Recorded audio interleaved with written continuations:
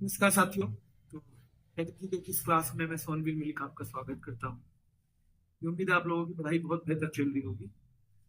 और मेरी बात हुई थी एमसीक्यू की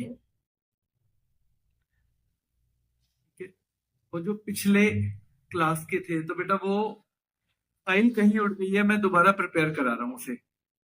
फाइल कंप्यूटर में से कहीं मतलब ये तो डिलीट हो गई गलती से, मैं दोबारा उसे करवा रहा हूँ।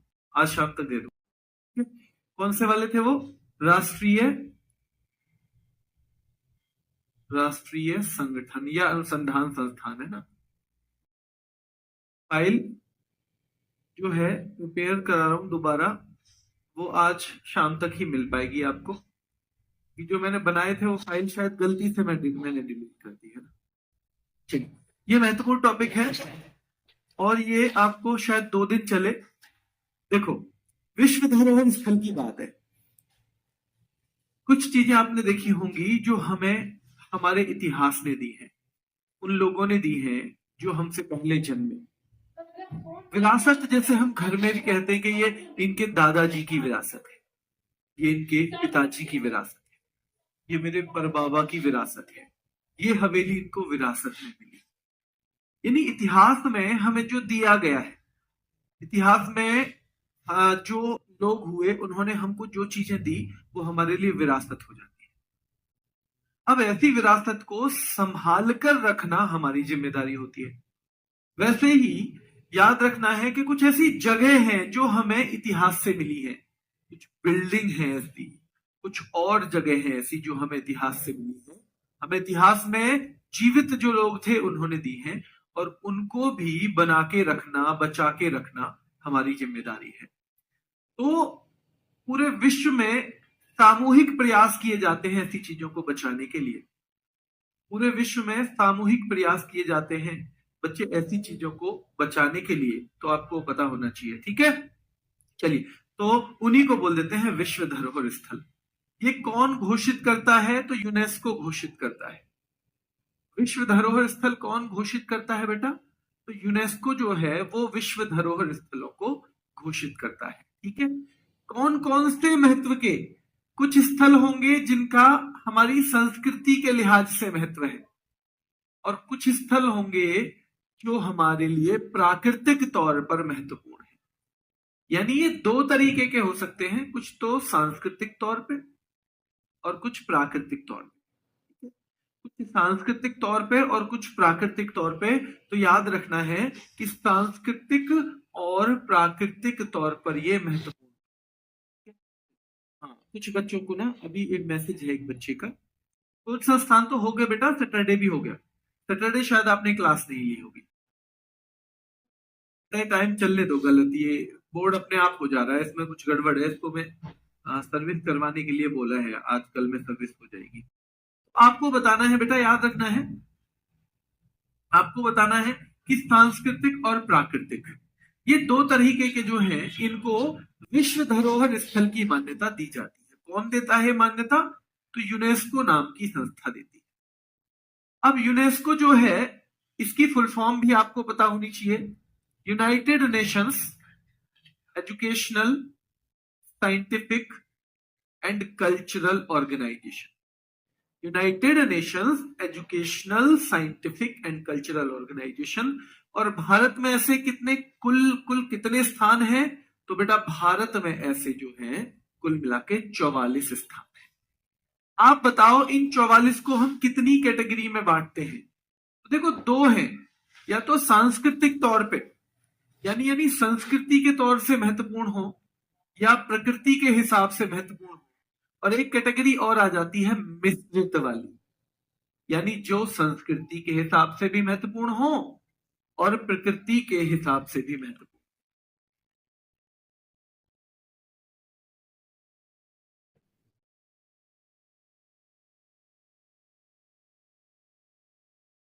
के भी हिसाब से और प्रकृति के हिसाब से। और तीसरी कैटेगरी है जो मिश्रित हो, यानी जिनमें संस्कृति का भी हिसाब किताब हो और प्रकृति का भी हिसाब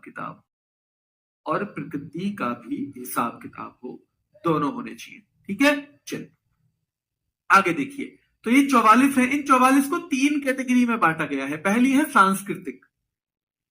तो कुल मिला के 36 जगह ऐसी हैं इन 44 में से जो संस्कृति के लिहाज से बहुत जरूरी है।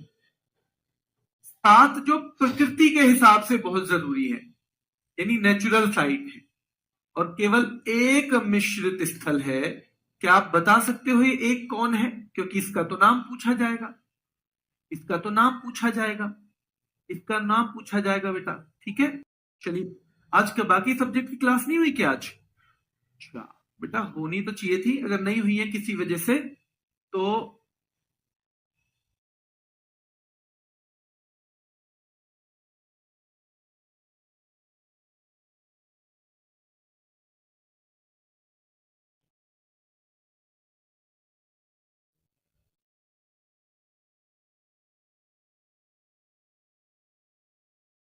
एक मिश्रित है कंचनजंगा। कौन सी है? कंचनजंगा। और ये कहां पे है बेटा? सिक्किम में है। कंचनजंगा कहां पे है? सिक्किम में। ठीक है, कहां पे है? सिक्किम में है। चलो, तो 36 सांस्कृतिक है। सवाल कैसे बनेगा कि भारत में कितनी सांस्कृतिक स्थल हैं यूनेस्को के जो विश्व धरोहर स्थल का दर्जा जिन्हें मिला हुआ है? तो 36 है। क्या है बेटा? 36 है। ठीक है, चलिए। प्राकृतिक कितने हैं? तो बेटा याद रखना है, प्राकृतिक कितने हैं? तो प्राकृतिक 7 हैं और मिश्रित 1 है। और मिश्रित का नाम पूछा जाता है, कंचनजंगा है सिक्किम में। कहां पे है? कंचनजंगा है सिक्किम। ठीक है, आगे देखिए, इसके अलावा कितनी अमूर्त सांस्कृतिक विरासत है? तो 2 कैटेगरी है हमारे यहां।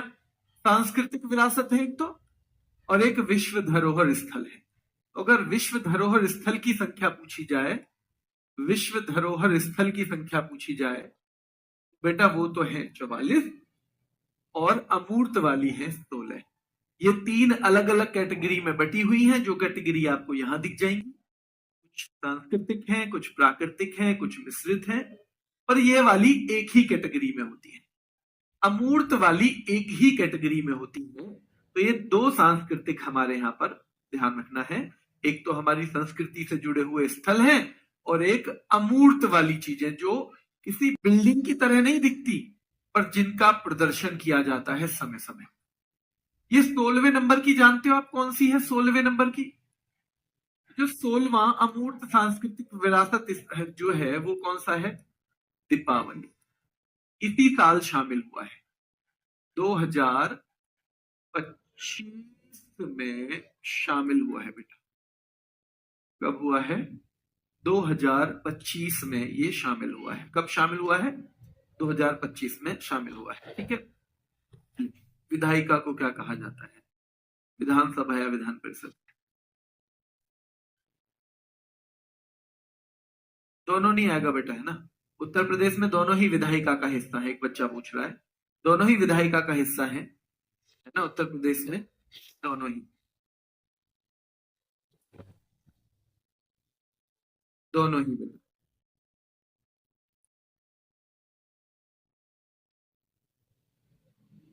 आज क्लास नहीं हुई तो आपकी, है ना, तीनों। मैं पता करके बताऊंगा बेटा, है ना। अभी तो मुझे भी नहीं पता क्यों नहीं हुई। पर एक चीज मैं आपको सलाह दूं कि जिस दिन किसी वजह से भी क्लास ना हो, आपको पता है क्या करना है उस दिन? जिस दिन किसी वजह से भी क्लास ना हो, उस दिन आप 5-7 मिनट वेट करके फिर अपना उसी सब्जेक्ट का पीछे का रिवीजन करना शुरू कर दो। उसी सब्जेक्ट का पीछे का रिवीजन करना शुरू कर दो आप। ठीक है, उसी सब्जेक्ट का पीछे का रिवीजन आपको शुरू करना है। अजूबे नहीं है बेटा, अजूबे नहीं है, ये अलग चीज है। अभी फिलहाल ये पढ़ो जो पढ़ाया जा रहा है। जो पेपर के लिए जरूरी है वो दुनिया भर की नॉलेज है, हम सारी नहीं ले पाएंगे। हम केवल उतनी करेंगे जो हमारे एग्जाम के लिहाज से जरूरी है। ठीक है, अमूर्त का मतलब बेटा जो दिखाई नहीं देती। अभी आपको समझ में आएगा। जैसे एक है लाल किला। लाल किला आपको हमेशा वहीं पे खड़ा हुआ दिखाई देगा। ताजमहल आपको हमेशा दिखाई देगा। पर दीपावली का आयोजन किया जाता है, दुर्गा पूजा में डांस होता है, तो वो आपको हमेशा ऐसे नहीं दिखेगा, ये देखो दुर्गा पूजा का डांस। वो उनका समय समय पर आयोजन किया जाता है, वो सामने नहीं होते। उनका समय समय पर प्रदर्शन किया जाता है। क्या किया जाता है? समय समय पर प्रदर्शन किया जाता है बेटा। ठीक है, तो ये है इन दोनों में अंतर। ठीक है, ये इन दोनों में है। अब सवाल कहां से बनेगा? देखो, भारत कब से है यूनेस्को का सदस्य? तो 1946 से है बेटा। और जैसे हमारे यहाँ 44 स्थल है, वैसे ही सबसे ज्यादा कौन से देश में है? तो इटली में है। और ये सवाल भी सीधे सीधे एग्जाम में आता है कि सबसे ज्यादा कहां पर है? इटली में। चलिए, आज हमारे यहाँ 44 स्थल है, पर इनकी कभी तो शुरुआत हुई होगी, कभी तो पहला स्थल यूनेस्को ने घोषित किया होगा। और वो पहला स्थल यूनेस्को ने कब घोषित किया? तो ये साल एग्जाम में पूछी जाती है, 1983 में। 1983 में पहली बार भारत के 4 स्थल यूनेस्को ने विश्व धरोहर स्थल घोषित कर दिए। यानी ऐसे स्थल घोषित कर दिए कि जिनको बचाना हमारे लिए ही नहीं, पूरी दुनिया के लिए महत्वपूर्ण है, क्योंकि वो हमारी धरोहर नहीं है केवल, दुनिया ने मान लिया कि ये पूरी दुनिया की धरोहर है, इसलिए उसे दर्जा दे दिया विश्व धरोहर स्थल का। और विश्व धरोहर स्थल का दर्जा देने के बाद बेटा 4 चीजें हैं, और इन चारों के नाम आपको पता होने चाहिए कि शुरू में कौन कौन से। तो देखो, नंबर 1 तो आगरा का किला, आगरा का किला। नंबर 2 ताजमहल, उत्तर प्रदेश से ये 2 जगह शामिल की गई। और नंबर 3 बेटा अजंता की गुफाएं, महाराष्ट्र से औरंगाबाद में है। और नंबर 4 एलोरा की गुफाएं। तो अगर आपसे पूछे सबसे पहले कितने स्थल विश्व धरोहर स्थल घोषित हुए थे भारत के, तो 4 हुए थे। अब मैं आपसे पूछूं, भारत का कोई स्थल पहली बार कब विश्व विरासत स्थल घोषित हुआ, ये आपको बताना है। कब विश्व विरासत स्थल घोषित हुआ है भारत का कोई, तो ये आपको बताना है बेटा। चलिए, पहली बार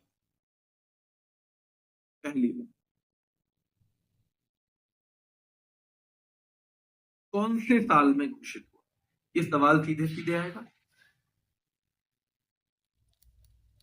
1983, 1983, 1983, 1983। बहुत शानदार, बहुत बढ़िया बच्चों, बहुत ही शानदार। ठीक है, तो यूनेस्को ने पहली बार 4 स्थल जो घोषित किए, उनकी क्या क्या डिटेल पूछी जाती है, मैं वो आपको अब पढ़ा देता हूं। देखो, आगरा का किला, जिसे हम आगरा फोर्ट कह देते हैं, इससे एक सवाल आता है कि ये कौन सी वास्तुकला में बना हुआ है? तो इंडो इस्लामिक वास्तुकला इसमें बना हुआ है, यानी इसका आर्किटेक्चर कैसा है? इंडो इस्लामिक है। दूसरा सवाल बनेगा, आगरा का किला किसने बनवाया था? जैसे दिल्ली में लाल किला शाहजहां ने बनवाया, वैसे आगरा वाला अकबर ने बनवाया।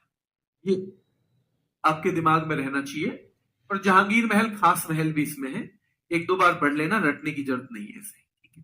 फिर ताजमहल पे आ गए, ताजमहल किसने बनवाया था, ये भी पूछेगा बेटा।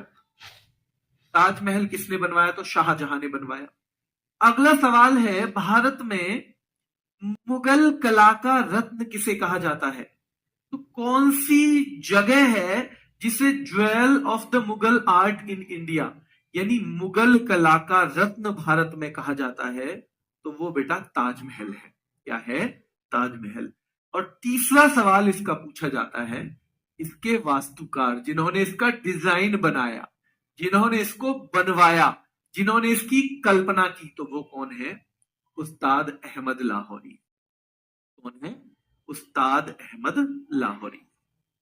अजंता की गुफाएं कहां पर है? औरंगाबाद में है। ये जगह का नाम ऐसे भी पूछ लेता है भैया। अजंता की गुफाएं औरंगाबाद, औरंगाबाद महाराष्ट्र। ठीक है, चलिए, अजंता की गुफाएं जातक कथाओं पर आधारित है। अब जातक कथा जानते हो आप?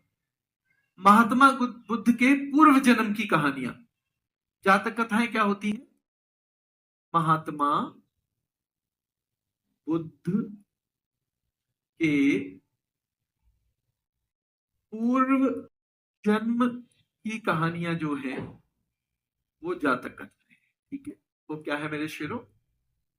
जातक कथाएं। तो जातक कथाओं पर आधारित याद रखना है, अजंता की गुफाएं महाराष्ट्र 1983, और ये जातक कथाओं पर आधारित है। किस पर आधारित है बेटा? जातक कथाओं पर। तो जातक कथा का मतलब बुद्ध धर्म के पूर्व जन्म की कहानियां, बुद्ध जी के, और बुद्ध मतलब बौद्ध धर्म। तो कभी कभी पूछा जाता है अजंता की गुफाओं का संबंध किस धर्म से है? तो बौद्ध धर्म से। इससे है बेटा बौद्ध धर्म से। हाँ, नाम चेंज हो गया है, तो आपको अगर नया नाम आए तो वो भी बताना है। बताओ क्या नाम हो गया है बेटा,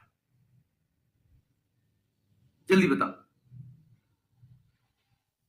तो निर्माण वाकाटक वंश के द्वारा मोस्ट इंपोर्टेंट है। अब वंश को कैसे याद करोगे? कि भाई अजानता, जो ऐसा आदमी हो जिसे तुम जानते ना हो, पहले उसके पास जाके वॉक करो और फिर उससे टॉक करो। पहले उसके पास जाके वॉक करो और फिर टॉक करो बेटा, ठीक है। और बौद्ध धर्म से संबंधित जातक कथाएं जहां जहां आएंगी वो बौद्ध धर्म से संबंधित चीजें हो जाएंगी, ठीक है। और लास्ट में आपसे पूछा जाएगा इसमें कुल कितनी गुफाएं हैं? तो 29, ठीक है, 29, जो दो जगह बटी हुई है, कुछ तो रहने वाली और कुछ प्रार्थना करने के लिए।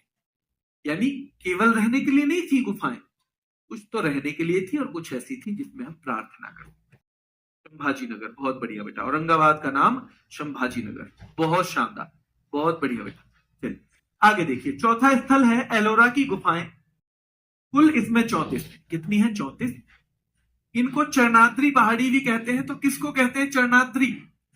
एलोरा की गुफाओं, एलोरा की गुफाओं को ही चरनाद्री भी कहा जाता है।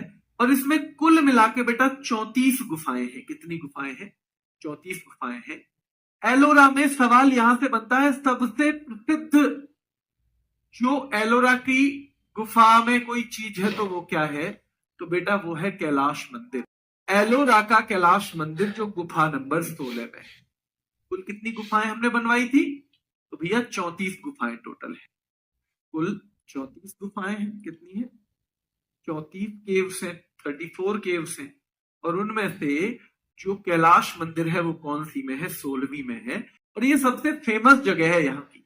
एलोरा की गुफाओं में सबसे फेमस जगह पूछ ली जाती है, बेटा याद रखना है, ठीक है। और एलोरा का कैलाश मंदिर किसने बनवाया था? कृष्ण प्रथम ने। एलोरा का कैलाश मंदिर कृष्ण प्रथम ने बनवाया था। अब आप गए होगे, हौच पौच हो गया होगा सब कुछ, इसलिए एक बार करते हैं यहां से रिवीजन। तो विश्व धरोहर स्थल पहले 4 हैं बेटा। विश्व धरोहर स्थल जल्दी करेंगे रिवीजन, रिवीजन थोड़ा फास्ट करना है, ठीक है। देखो विश्व धरोहर स्थल कितने हैं? रुके, सबसे पहले 4। कौन से साल में? 1983 में। क्या आगरा का किला एक है? हाँ जी एक है। आगरा का किला किस वास्तुकला में बना है? तो इंडो इस्लामिक वास्तुकला में बना है। आगरा का किला किसने बनवाया? तो सीधे सीधे अकबर ने बनवाया बेटा। और अगला सवाल पूछा जाएगा दूसरा नंबर ताजमहल का। हाँ जी, ताजमहल किसने बनवाया? शाहजहां ने बनवाया। भारत में मुगल कला का रत्न किसे कहा जाता है? तो बेटा ताजमहल को कहा जाता है। और बेटा इसके उस्ताद अहमद लाहौरी वास्तुकार थे, आर्किटेक्ट थे जिन्होंने इसे बनाया था, ठीक है। चलिए तीसरे नंबर अजंता की गुफाएं बेटा औरंगाबाद में है। महात्मा बुद्ध के पूर्व जन्म की कहानियों से कौन सी गुफाएं संबंधित है? तो अजंता की। याद रखना है अजंता की गुफाओं का निर्माण किसने करवाया? तो वाकाटक वंश ने करवाया। सीधे सीधे पूछा जाएगा अजंता की गुफाएं किस धर्म से संबंधित हैं? भाई जब जातक कथाएं हैं तो बौद्ध धर्म से संबंधित। और याद रखना है अजंता में कुल कितनी गुफाएं हैं? तो 29 गुफाएं हैं बेटा। एलोरा की गुफाएं ये भी वहीं पे, ये भी बेटा औरंगाबाद यानी संभाजी नगर में। कितनी है? 34। 3 धर्मों से संबंधित है। अगर आपसे पूछा जाए तो ये हिंदू धर्म से भी संबंधित है सबसे पहले, लेकिन उसी क्रम में लिख लो। ये 3 धर्मों से संबंधित है, बौद्ध, नंबर 2 हिंदू, नंबर 3 जैन। हम बात कर रहे हैं एलोरा की। हम बात किसकी कर रहे हैं? एलोरा की बेटा, याद रखना है, ठीक है, एलोरा की। और एलोरा की गुफाएं 20 रुपए के नोट पर है। 20 रुपए के नोट पर इनका जो चित्र है एलोरा की गुफाओं का 20 रुपए के नोट पे है। किस पे है? 20 रुपए के नोट पे। तो ये है भाई, ये 3 तरह की गुफाएं यहाँ पे है। बुद्धिज्म यानी बौद्ध धर्म की, हिंदुइज्म यानी हिंदू धर्म की, और जैनिज्म यानी जैन धर्म की। और सबसे ज्यादा जिनमें हिंदू धर्म की है, ठीक है, सबसे ज्यादा जिनमें हिंदू धर्म की है। चलिए ठीक है, आगे चलें, आगे देख लेते हैं। कैलाश मंदिर किसका हिस्सा है? बेटा एलोरा का ही हिस्सा है और कृष्ण प्रथम ने इसे बनवाया था। ये सब सवाल आते हैं, जिस तरह से सवाल पूछा जाता है ना, मैंने वही चीजें आपको बताई है, जिस तरह से मेरे शेरों सवाल पूछा जाता है। अब हम अगले साल पहुंचेंगे 1985 में या 84 में। 83 के बाद तो भैया 84 आता है, 85 कहां पहुंच गए हो? ठीक है, तो भाई फिर 84 में पहुंचते हैं। 84 में कोणार्क का सूर्य मंदिर है। तो सीधे सवाल कैसे बनेगा? देखो सवाल कैसे बनेगा भाई, कोणार्क का सूर्य मंदिर कहां स्थित है? पहला सवाल, उड़ीसा में। ये विश्व धरोहर स्थल में कब घोषित, कब शामिल हुआ? तो कब? तो 1984 में। ये सूर्य मंदिर है कहां पर? सवाल नंबर 2 बनेगा, कहां पर है? तो बेटा ये है उड़ीसा में। और ये कब शामिल हुआ है? 1984 में शामिल हुआ है। इसका निर्माण किसने करवाया? तो नरसिंह देव वर्मन द्वारा। ये किसके द्वारा बनवाया गया? ये सवाल भी बता रहा हूं मैं कैसे बनेगा। के द्वारा बनवाया गया। तो बेटा ये नरसिंह देव वर्मन के द्वारा बनवाया गया। ये कौन सी वास्तुकला का एक उदाहरण है? तो बेटा कलिंग वास्तुकला। जैसे आपने देखा था आगरा का किला था इंडो इस्लामिक। आगरा का किला कैसा था बेटा? सूर्य टेम्पल सोने का है सर? नहीं बेटा, ठीक है। तो याद रखना है आपको कि जो कलिंग का है, ये असलियत में जो उड़ीसा की चीजें हैं ना, वो ज्यादातर कलिंग वास्तुकला का उदाहरण मिलेंगी। जो उड़ीसा की चीजें हैं वो ज्यादातर किसका उदाहरण मिलेंगी? तो वो ज्यादातर कलिंग वास्तुकला का ही उदाहरण मिलेंगी। ठीक है, चलिए आगे देखते हैं। ये कौन से आकार में है? तो देखो विशाल रथ के आकार में। तो विशाल रथ के आकार में कौन सी बिल्डिंग बेटा? बेटा कोणार्क का सूर्य मंदिर किस आकार का है? किस आकार का? ठीक है, आकार क्या है कोणार्क के सूर्य मंदिर का? जैसे विशाल रथ होता है। अब जब रथ होता है तो बताओ, रथ को घोड़े खींचते हैं नहीं खींचते? और रथ में पहिए होने या नहीं चाहिए? रथ में पहिए होने चाहिए या नहीं होने चाहिए? बिल्कुल ध्यान रखना है। तो 12 पहिए की, दोनों तरफ 12 पहिए। पहला सवाल ये, तो कुल कितने पहिए हो जाएंगे इसमें? कुल 24 पहिए हैं। कुल कितने पहिए हैं बेटा? कुल मिला के इसमें 24 पहिए हैं, यानी 24 व्हील्स है। ठीक है, 24 व्हील्स है बेटा इसमें। ठीक है, 24 व्हील्स है, तो याद रखना है आपको ये। कितने व्हील्स हैं? 24 इसमें व्हील्स है। चलिए 24 व्हील्स है ना, यानी 24 पहिए हैं। और 7 घोड़े खींच रहे हैं। कितने बेटा? 7 हॉर्सेस। इसको 7 घोड़े खींच रहे हैं। क्या खींच रहे हैं? 7 घोड़े इसको खींच रहे हैं। ठीक है, 7 घोड़े इसको खींच रहे हैं। अब ये कितने रुपए के नोट पे है? तो याद रखना है, जैसे एलोरा था बेटा, याद रखना है 20 रुपए के नोट पे, वैसे 10 रुपए के नोट पर है ये। 10 रुपए के नोट पर। और इससे बस इतने ही सवाल बनेंगे क्या? नहीं जी, इससे कुछ और सवाल भी बनते हैं। और वो सवाल क्या है? बहुत महत्वपूर्ण सबसे, कि कौन से मंदिर को ब्लैक पैगोडा कहा जाता है? ये सवाल बनेगा। तो भाई ये ब्लैक पैगोडा कहा जाता है इसको। काला शिवालय किसे कहा जाता है? तो बेटा ये कहा जाता है कोणार्क के सूर्य मंदिर को, और 10 रुपए के नोट पे है। ठीक है, काला शिवालय किसे कहा जाता है या ब्लैक पैगोडा किसे कहा जाता है? जैसे व्हाइट पैगोडा कहा जाएगा, हम आगे बढ़ेंगे, पुरी के जगन्नाथ मंदिर को। पुरी के जगन्नाथ मंदिर को मेरे भाई। ठीक है, पुरी के जगन्नाथ मंदिर को। क्लियर है? तो ये हो गया। 1984 में फिर महाबलीपुरम के स्मारक हैं। तो सीधे सवाल आएगा, महाबलीपुरम के स्मारक कहां पर है? पहला सवाल कौन सा बनेगा बेटा? महाबलीपुरम के स्मारक कहां पर है? पहला सवाल ये बनेगा। ये विश्व धरोहर स्थल में कब शामिल हुए? विश्व धरोहर स्थल ये कब बने हैं बेटा? कब शामिल हुए? और तीसरा सवाल इनसे बनता है, किसके द्वारा ये बनवाए गए? तीसरा सवाल किसके द्वारा बनवाए गए? पल्लव राजाओं के द्वारा बनवाए गए थे। पल्लव राजाओं के द्वारा बनवाए गए थे, याद रखना है। ये महाबलीपुरम के स्मारक, और महाबलीपुरम को ये हम मामल्लापुरम भी कह देते हैं। मामल्लापुरम नाम आए तो परेशान मत होना, ये महाबलीपुरम ही है, ठीक है, महाबलीपुरम ही है। चलिए अगले सवाल पे आओ। फिर 7वां 1985 में, देखो 1985 में पहली बार कोई प्राकृतिक स्थल आया है। अब तक जितने भी हैं सब संस्कृति से जुड़े हुए हैं,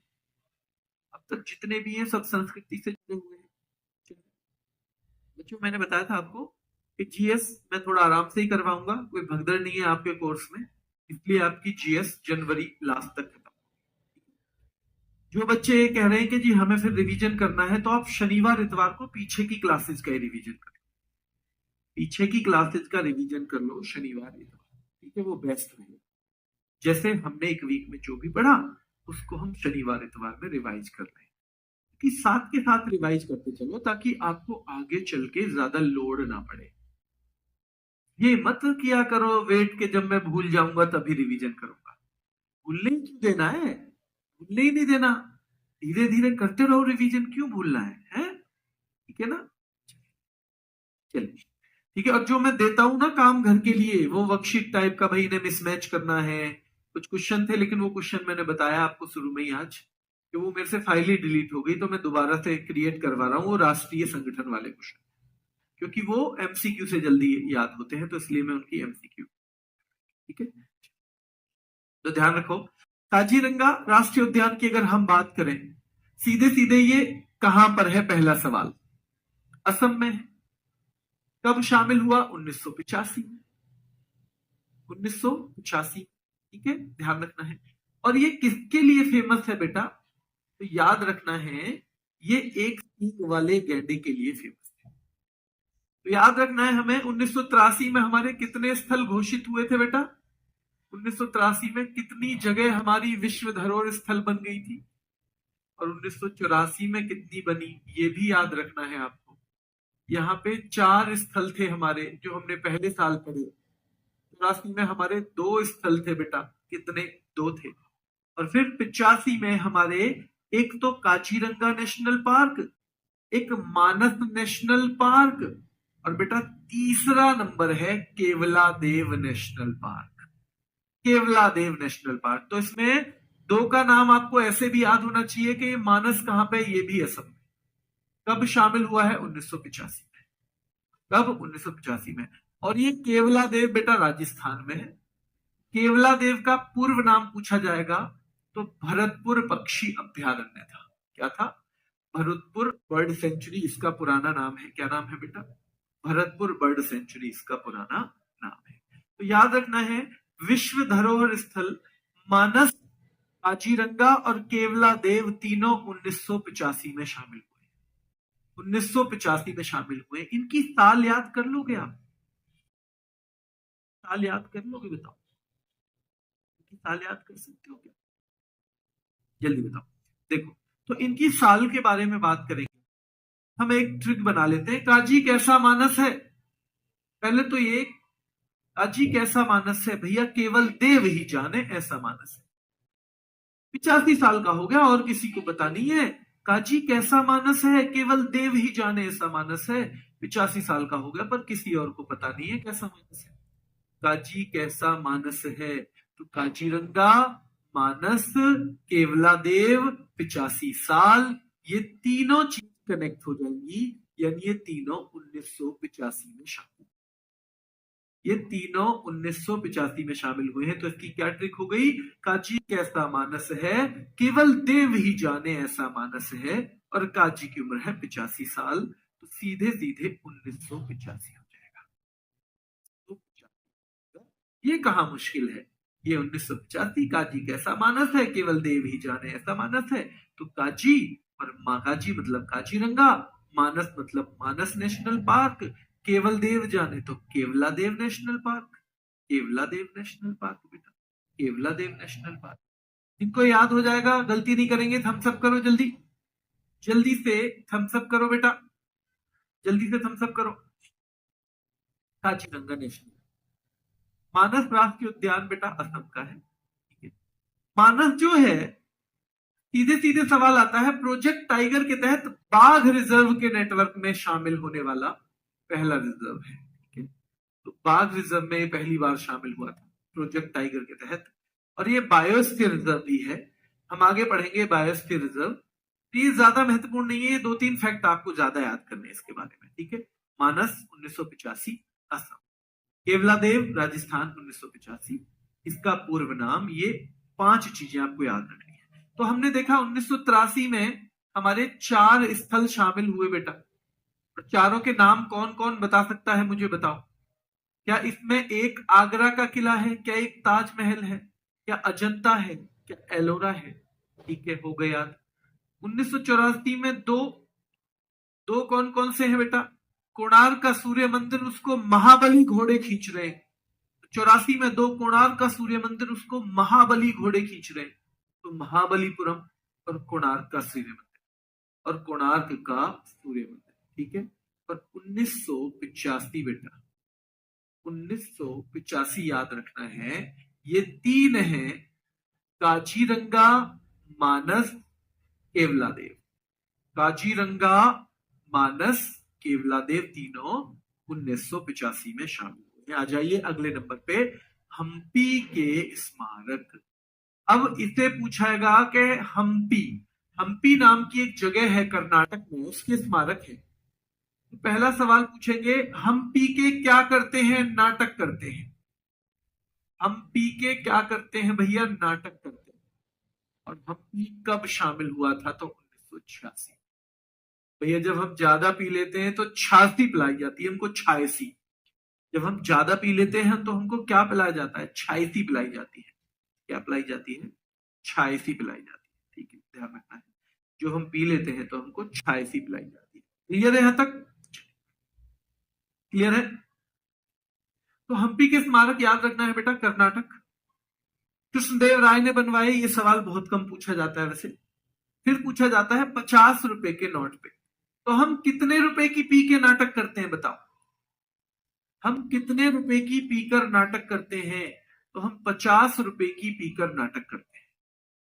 हम 50 रुपए की पीकर नाटक करते हैं बेटा, याद रखना। और एक सवाल यहां से आता है हिस्ट्री से, कि विजयनगर साम्राज्य की अंतिम राजधानी कौन सी है? हम्पी है। विजयनगर साम्राज्य की अंतिम राजधानी कौन सी है? हम्पी। कौन सी है? हम्पी। हम्पी है। क्लियर है यहां तक? आगे देखिए, खजुराहो के स्मारक पूछे जाएंगे। खजुराहो के, मध्य प्रदेश। खजुराहो के स्मारक मध्य प्रदेश उन बच्चों के लिए जो बच्चे ईमानदारी से मेहनत करना चाहते हैं, पढ़ना चाहते हैं। बता दूं आप, किसी दिन कोई क्लास ना हो तो बिल्कुल नेगेटिव मत होइए, आपका पेपर बहुत दूर है। अगर एक आध दिन किसी अध्यापक को कोई काम की वजह से छुट्टी भी करनी पड़ गई ना, कोर्स वो आपका बहुत पहले करवा देंगे। तो उस दिन आपको करना क्या है कि आपकी जो पिछली 2-3 क्लास हुई थी का रिवीजन उसी टाइम में कर लो, पीडीएफ से ही कर लो, उसी टाइम में कर लो। यानी 1 घंटा, मान लो किसी दिन मेरी स्ट्रेटेजी की क्लास ना हो, किसी दिन इकोनॉमी की क्लास ना हो, तो आपको उसी समय में अच्छे से कवर कर लेना है इस चीज को बेटा, बाकी चीजों। ठीक है, उसी टाइम में जो 3-4 क्लास पीछे है उसका अच्छे से रिवीजन मार लेना है। और आपके पास मर्जी है कि आप अगली क्लास में 10 कमेंट केवल इसी चीज के लिए पूछते रहे कि 3 क्लास हुई नहीं, और चौथी क्लास में आपने पूरा समय केवल ये पूछने में बिगाड़ दिया कि क्यों नहीं हुई, क्यों नहीं हुई। कई बार कुछ टेक्निकल इशू भी हो जाते हैं, वरना 3 क्लास की छुट्टी तो एक साथ नहीं होनी चाहिए ना, नहीं हुई होती बिल्कुल। तो कुछ इशू जरूर रहा होगा, मैं अभी घर हूं, मुझे पता नहीं चला। और आपकी अपनी मर्जी है कि आप उसके बाद टाइम वेस्ट करना चाहते हैं अपना पूरा, या 5-7 मिनट 10 मिनट वेट करने के बाद कि भाई नहीं अभी क्लास चली, और फिर सीधे अपना लग जाओ किस पे, पिछले रिवीजन पे। 50 मिनट पिछली क्लास करेंगे। जो सेलेक्ट होने वाले बच्चे हैं उनकी अप्रोच तो यही होती है, और जो सेलेक्ट होने वाले नहीं है उनको तो जो मर्जी वो कर ले, उनको कोई कहने वाला भी नहीं है और ना उनको किसी की पड़ती है। मैं केवल उन बच्चों को जो पढ़ाई के लिए सीरियस है और मेहनत कर रहे हैं, सेलेक्ट होना चाहते हैं, वो साथ के साथ रिवीजन करते चले चीजों का। ये वेट ना करें कि जब कोर्स खत्म हो जाएगा तभी मैं रिवीजन, फिर तो आप इन चीजों को फिर भूल जाओगे पूरी तरह से। और फिर एक तरह से नए सिरे से मेहनत करनी पड़ेगी, जैसे आप अभी कर रहे हो। ठीक है, क्लियर है? चलिए, तो खजुराहो के स्मारक कहाँ पे है? मध्य प्रदेश में बेटा। ये भी 1986 में ही शामिल हुए हैं। तो ये दोनों सवाल हमेशा बनेंगे। खजुराहो के स्मारक कहाँ पे है? मध्य प्रदेश में। और ये कब शामिल हुए? 1986। देखो, खजुराहो मतलब खुजली में चंदे पड़ जाते हैं ना शरीर में। खुजली में क्या होता है, ज्यादा ना बनाओ नोट्स, पर इतने बना लेना। अगर ज्यादा भी ना बनाओ तो जहां जहां मैं ट्रिक का यूज करता हूं ना, वो लिख लिया करो कॉपी, चाहे तो साथ में लिख लिया करो चाहे बाद में। तो खुजली में चंदे पड़ जाते हैं ना, चंदे, चकते चंदे पड़ जाते हैं तो चापे। ठीक है, ये कम से कम इतना लिख लोगे तो आपके लिए चीजें आसान हो जाएंगी, है ना। अगर आप पूरे नोट्स नहीं भी बना रहे हो तो कम से कम ये वाली चीजें कर लिया करो। किन धर्मों को समर्पित है? तो हिंदू और जैन धर्म को। अच्छा, हमने देखा था, जल्दी बताओ मुझे, अजंता गुफाएं किस धर्म को संबंधित थी? क्या केवल बौद्ध? केवल बौद्ध? एलोरा की किस किस से संबंधित थी? एलोरा, एलोरा की देखो, ये किस किस से थी? हिंदू, बौद्ध, ये बौद्ध धर्म से संबंधित भी थी, ये हिंदू धर्म से संबंधित थी, और ये जैन धर्म से भी संबंधित थी। ठीक है, तो ये तो हम यहां देख रहे थे। पर ये जो खजुराहो है, ये हिंदू और जैन से संबंधित है। और जैन, ये हिंदू और जैन से संबंधित खजुराहो। ठीक है, हिंदू और जैन से संबंधित है। पर सबसे ज्यादा पूछा जाएगा कहां पर है? मध्य प्रदेश में। कब शामिल हुए? 1986 में, है ना। और किसने बनवाए? चंदेल शासकों ने बनवाए, चंदेल शासकों ने। 1986 में ही फतेहपुर सीकरी भी आया। तो 1986 में हमने कौन कौन से पढ़ लिए अब तक? देखो, हमने 1986 में अब तक कौन कौन से पढ़े थे? हमने हम्पी के स्मारक पढ़ लिए थे, हमने खजुराहो के 2 स्मारक तो हो गए, खजुराहो के पढ़ लिए बेटा। ठीक है, फिर हमने कौन से? फतेहपुर सीकरी देख लिया। एक और आएगा इसी साल, फतेहपुर सीकरी। और एक आएगा बेटा गोवा के मठ और गिरजाघर, गोवा के मोनास्ट्री जो है गोवा में वो, और जो चर्चेज, मठ और गिरजाघर। 86 में 4 है। ठीक है, 86 में 4 है, और इनमें ये मठ और गिरजाघर बहुत पूछा जाता है। खासतौर पे मठ और गिरजाघर जो है बहुत पूछा जाता है। तो फतेहपुर सीकरी भी, जिसे हम विजय का नगर कहते हैं, हम्पी को भी हम विजय का नगर कह देते हैं बेटा। ठीक है, ये अकबर ने बनवाया है। अच्छा, ये भी अकबर ने? हाँ जी, आगरा का किला भी बनवाया था इसने तो। हाँ जी, बनवाया था। ठीक है, तो ये 3 पॉइंट कर लेना, इसमें ज्यादा मत करना, ये 3 पॉइंट याद कर लेना। फतेहपुर सीकरी उत्तर प्रदेश में है ना। कहां पे है? उत्तर प्रदेश में। कब शामिल हुआ? 1986 में शामिल हुआ था। 86 में ही हम्पी के स्मारक भी है, जो 50 रुपए के नोट पर है। जो किसने बेटा, ध्यान रखना है, हम्पी के स्मारकों के बारे में हमें बात करना है। तो हम्पी के स्मारक 86 में है और 50 रुपए के नोट में। ठीक है, फिर खजुराहो भी है, चंदेल शासकों ने बनवाए थे। फतेहपुर सीकरी जो अकबर ने बसाया है, और गोवा के मठ और गिरजाघर। गोवा के मठ और कॉन्वेंट, या मठ और गिरजाघर इस नाम से आएगा, और ये 1986 में शामिल हुआ है। तो 86 में 4 चीजें। ठीक है, 4। एक सवाल और बनता है इसमें। ठीक है, एक थे गोवा में संत फ्रांसिस जेवियर। कौन थे? Saint Francis Xavier. ये संत फ्रांसिस जेवियर जो है, इनको गोएंचा साहब कहते हैं। गोएंचा यानी एक तरह से गोएंचा साहब,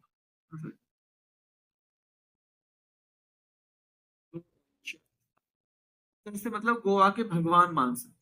ठीक है, गोएंचा साहब नाम है इनका, उपनाम। गोएंचा साहब के नाम से जाने जाते हैं।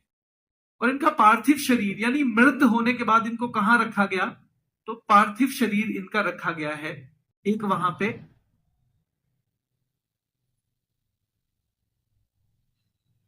चर्च मान सकते हो, एक चर्च है जिसे कहते हैं बॉम जीसस का बसीलिका।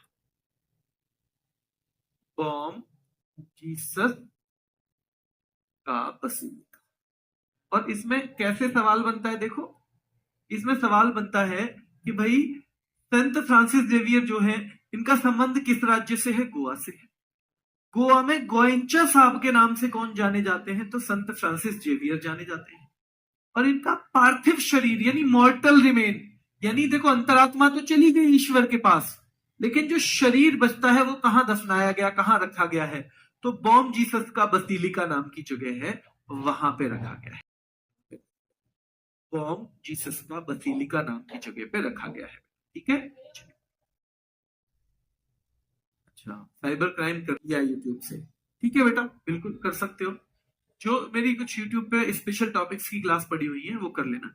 जीएसटी और विमुद्रीकरण मत करना, क्योंकि वो आपके कोर्स से हटा दिया है, वो आपके कोर्स पे बेटा हटा दिया है। ठीक है, चलिए। तो गोवा के गिरजाघर और कॉन्वेंट गोवा, संत फ्रांसिस जेवियर को गोएंचा साहब कहते हैं, तो पार्थिव शरीर का बॉम जीसस का बसेलिका। तो हमने अब तक याद कर लिया 1983 में हमारे 4 स्थल जो है शामिल किए गए, 1984 में 2 शामिल किए गए, 1985 में 3 है, काजी कैसा मानस है, केवल देव ही जाने ऐसा मानस है। पर 1986 में बेटा हमारे 4 स्थल शामिल किए गए हैं। कितने स्थल शामिल किए गए हैं? 4 स्थल शामिल किए गए। ठीक है, बॉडी रखने का मतलब बेटा ऐसा नहीं है बाहर प्रदर्शनी लगाई हुई है, उन्हें जो दफना देते हैं, तो जो जहां दफना दिया वहां तो दफना ही दिया ना, फिर तो वो वही रहता है। ठीक है, वो वही रहता है जहां पे दफना दिया, शरीर तो वही रहेगा ना वो। चलिए आ गए हम 2000, याद रखना है बेटा 14वें पे, सॉरी 14वें पे। ठीक है, 14वें में एलिफेंटा की गुफाएं 4 स्थल फिर से आएंगे 1987 में। 1987 में फिर से कितने हैं बेटा? 1987 में फिर से 4 स्थल आएंगे। कितने हैं? 4 स्थल आएंगे। पहले तो एलिफेंटा की गुफाएं। एलिफेंटा की गुफाएं कहां पर है? सीधे सवाल आएगा, एलिफेंटा की गुफाएं हैं कहां पर? सीधे सवाल आएगा बेटा, याद रखना है। एलिफेंटा की गुफाओं का क्या आएगा? सीधे सवाल आएगा। ठीक है, चलिए। और एलिफेंटा की गुफाएं कहां पर है? तो महाराष्ट्र में है। कहां पे है? महाराष्ट्र में। पता नहीं लाइट ट्रिप मार गई यार, ये कई बार मतलब इस तरह से ट्रिप मारती है कि वो भी काम नहीं करता।